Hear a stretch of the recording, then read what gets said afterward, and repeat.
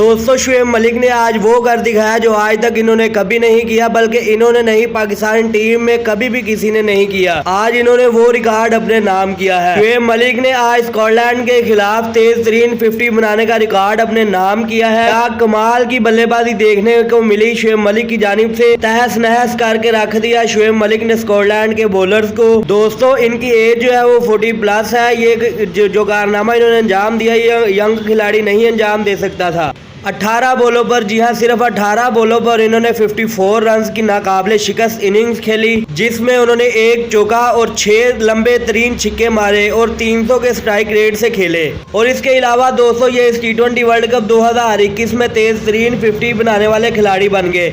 इससे पहले KL राहुल ने 18 गेंदों पर 50 रन बनाए थे, जबकि इनके 18 गेंदों पर 54 रन हैं। तो इस तरह ये पहले नंबर पर आ गए हैं। आपको बताता चलूं कि शुएब मलिक ने क्या ही कमाल की आज बैटिंग की है। इससे पहले कभी भी पाकिस्तान टीम में से किसी ने इतनी तेज तरीन इंटरनेशनल 50 नहीं बनाई।